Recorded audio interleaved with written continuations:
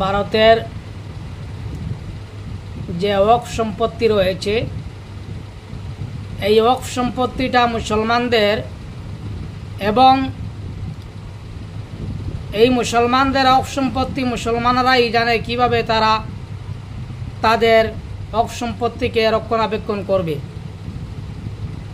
কিন্তু অত্যন্ত দুঃখের বিষয়, আজকে 2025 অ্যামেন্ডমেন্ট বিল, যেটাকে ওয়াকফ অ্যামেন্ডমেন্ট বিল 2025 বলা হয়, যেটাকে অনিচ্ছাকৃত মুসলমানদের কোনো ইচ্ছা নেই যে ওয়াকফ অ্যামেন্ডমেন্ট বিলের উপরে, কিন্তু ভারতের সরকার, আমাদেরই সরকার আমাদের উপরে এই 2025 অ্যামেন্ডমেন্ট বিলটি চাপিয়ে দিয়েছে। যাই হোক, আমাদের সংবিধান আমাদেরকে রাইট দিয়েছে যে আমরা শান্তিপূর্ণভাবে আমরা প্রটেস্ট করতে পারি, কিন্তু প্রটেস্ট করতে গিয়ে আমাদের এই কথাটি মনে থাকতে হবে যাতে আমাদের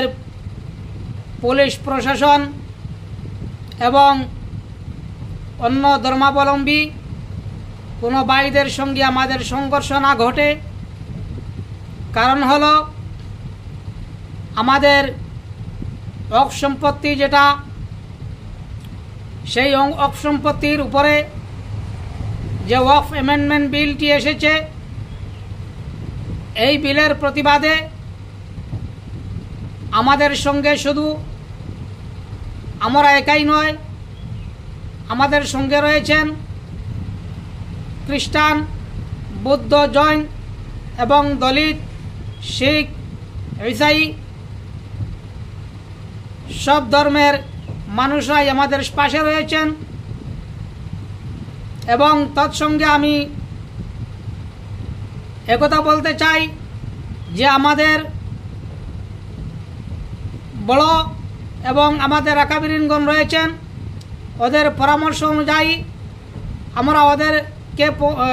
ওদেরকে অনুসরণ করে, ওদের পদাঙ্কন করে আমরা প্রটেস্টটি করি। এবং আমাদের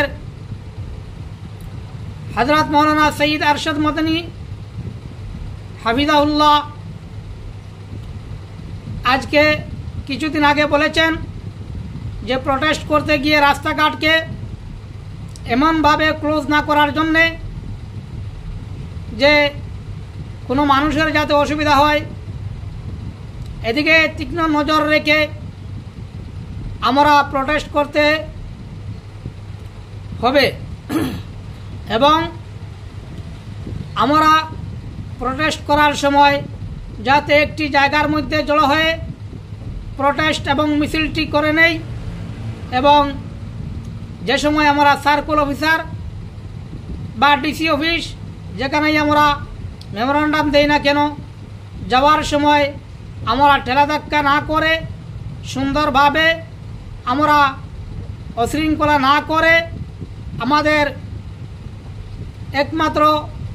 ওয়াকফের বিরোধী স্লোগানগুলা দিয়ে আমরা এই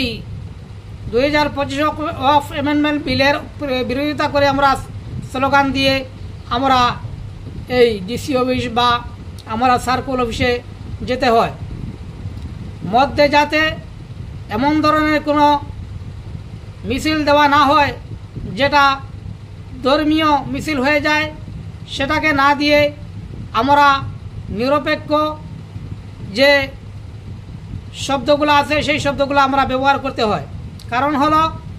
আমরা এইটা কোনো ধর্মীয় বিরোধিতা নয়, এটা কোনো রাজনৈতিক বিরোধিতা নয়। এই বিরোধিতা হচ্ছে আমাদের ব্যক্তিগত ওয়াকফ সম্পত্তি রক্ষা করার জন্যে, যার দরুন আমাদের পাশে রয়েছেন সর্বস্তরের জনগণ, সর্বধর্মের জনগণ। তাই এটা আমাদের ব্যক্তিগত নয়, আমি মনে করি আমাদের সবারই এই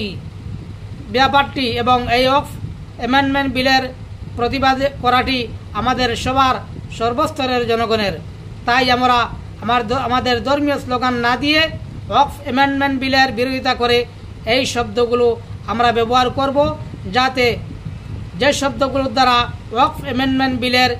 বিরোধিতা করা হয়